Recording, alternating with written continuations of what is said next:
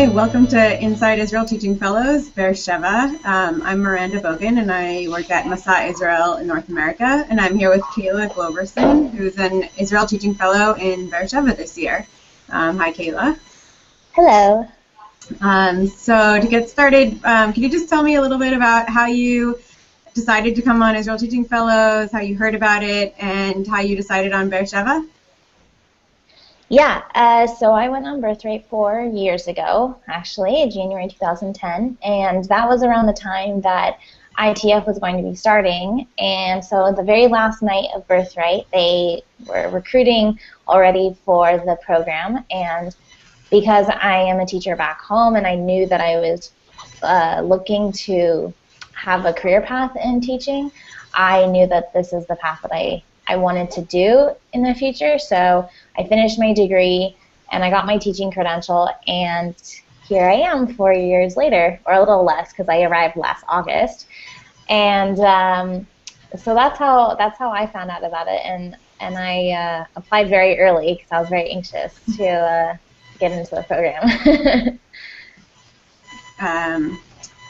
Great. So how did you, when you were deciding on the program, how did you decide that Sheva was the right city for you, or were you considering some of the other cities? Okay, so I had the option of going to either Netanya, Beit Shan, or Sheva, and originally I chose Netanya because I felt it was similar to home and it would be a nice comfort level, but then I realized that throughout my years, when I always talk about how much I want to travel, I also want to step outside my comfort zone. And during my interview process, I said that, and the woman who interviewed me said, well, have you considered Sheva? And I hadn't really, but it didn't take much convincing because she said that there is the university here and there's a ton of students from all over the world in this city. And I thought, yeah, what the heck? Like, that sounds awesome. And it proved to be really amazing. And I live by the beach back home, so I wasn't really sad that I was missing the beach for 10 months. Sheva is definitely not by a beach. Even though they claim that there's some beach here, it's not a beach on my California standards. And so you are in the middle of the desert, but if you know the University of Arizona well, it's just like that, where the town is centralized around the university and the hospital. And then there's a very large city surrounding it, and Sheva is becoming a very, very large city. Awesome. So you mentioned that it's a university town. Can you talk a little bit about how that kind of affects your day-to-day life, you know, where you hang out, and what are some of your favorite things about living in Sheva? Yeah, definitely. So because there's the university, we're meeting a lot of different students, and one of the cool opportunities we have in the ITF program here in Sheva is a chevra, which means group, and we have an Israeli group counterpart where Israeli peers come to our meetings about once a month, and we get to learn a little bit about them, and they learn about our American culture. And then we are free to hang out with them outside of those meetings, and so far that's proven to be a really cool opportunity. And by doing so, we meet their friends, and so we meet at, you know, local bars or go to dinner or just, you know, hang out and watch a American sport game at their house, which is really fun because they like our sports. So I think that's been a really cool benefit of living here in the desert. Like, yeah, it takes a little bit longer to get to, you know, the other place like Jerusalem or Tel Aviv, but I really think it helps that there is the university town here, because not only are there families here because of our own students, but there's also students our age. Even though we're not students ourselves, we're teachers, but we also get to relax at nights or on the weekends and be with people our own age. And they are our own age because they went to the Army first, and then they went to university. So they're really like in their 20s, which is around our age. So it works out perfectly. Cool. Can you talk a little bit about what your school is like and what types of students you work with in Sheva, and any particular challenges they face in that region of Israel? Yeah, so I work at Ben Gurion Primary, and I work with 3rd through 6th graders. And it's a very large school. It's also one of the most affluent schools here in Beersheba. There's 800 students there, and the teachers are awesome. A lot of them don't speak English, but of course the English teachers do, and some of the other teachers will speak to my co-teacher and I in English, but it does give us an opportunity to try to practice our Hebrew. And the students are really great. They think my co-teacher and I are celebrities, much like what you'll find in other cities, whatever city you choose. You're going to be a celebrity in your school because it's just like, the Americans. And they all fight to work with you in the school. And even when you don't work with certain groups, everyone starts to get to know you after a few months. So, you know, I still don't know half the kids' names I work with. I still can't remember their names. But the kids who I don't work with, everyone's, you know, saying hi to you in the hallway, so it's really great. The students' academic level in terms of English, they range anywhere from 3rd graders to being fluent in English to 6th graders being fluent to both 6th and 3rd graders barely being able to say, hello, teacher, good morning. You know, and a lot of times they're just mimicking a lot of things. They don't really actually know what they're saying. So it's definitely a challenge, I think, especially with my 4th graders who I do pull out of class. And if they don't know what I'm saying, I've definitely had to rely on my Hebrew skills that I've been learning while here to communicate with them with directions. And it for the most part, like, it obviously goes okay. So it helps me with my Hebrew, but it's also really fun to work with my older kids who can speak fluently to me, and the lesson goes a little bit more smoothly, and we can accomplish a lot more. I also volunteer with high schoolers every Thursday, and so their levels can range anywhere from how my 3rd graders talk to being completely fluent, and a lot of them are actually Russian, and they only got here 2 years ago. And it's amazing how much English they've picked up, so they actually know more English than Hebrew, which is really interesting. But they're fantastic to work with. I don't actually work with high schoolers back home. My credential is for elementary students. So I was pretty hesitant when I got chosen to work with high schoolers, but it's actually been quite fantastic. And they're a lot of fun to just talk with, because that's all we're really doing is hanging out with them and being that peer buddy and getting them to be like verbally talking in English. And it's a lot of fun to go there after school on Thursdays. Can you talk a little bit about what the group is like in Beersheba, maybe what your housing is like, and, you know, any characteristics that you've seen that have helped people succeed in Beersheba specifically? So there are 24 of us here in Beersheba. It's one of like the largest cohorts. I think Netanya has about 27. And so that can definitely be an advantage in the beginning, because you have a group of Americans to kind of lean on, because you're all going through the same thing.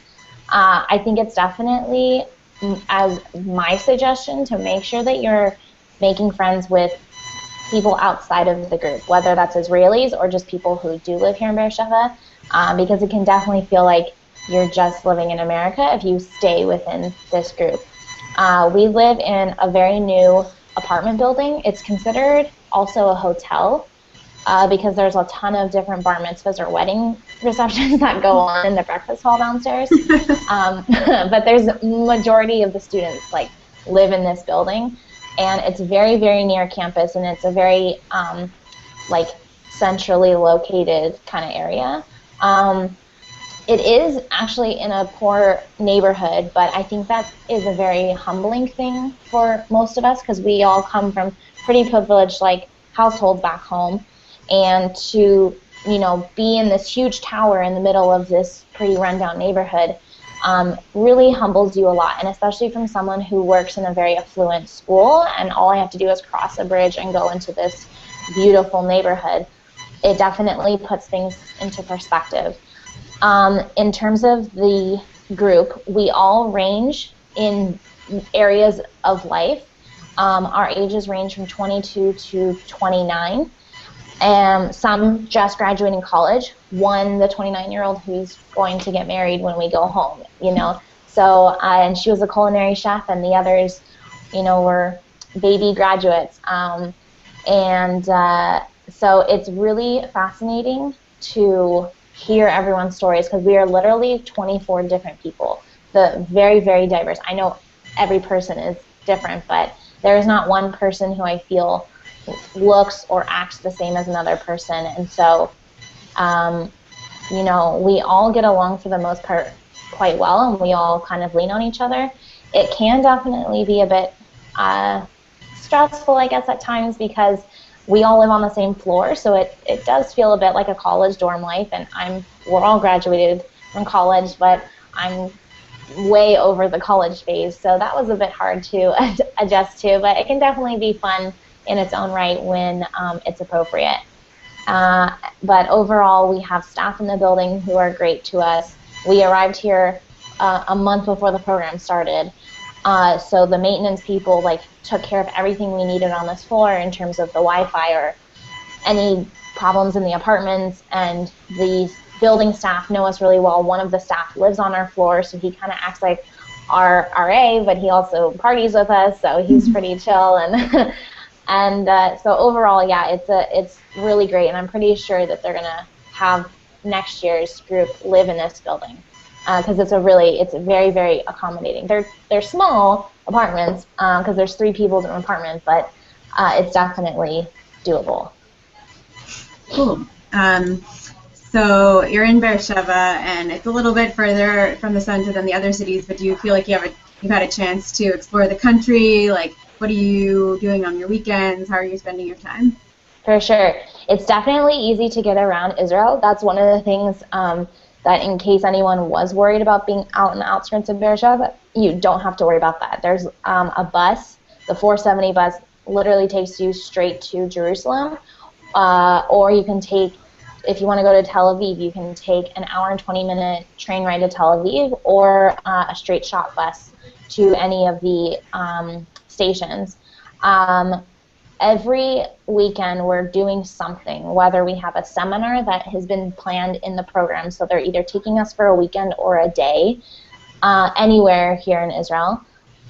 We have trainings every month where we go an hour, a little less than an hour outside of Beersheba.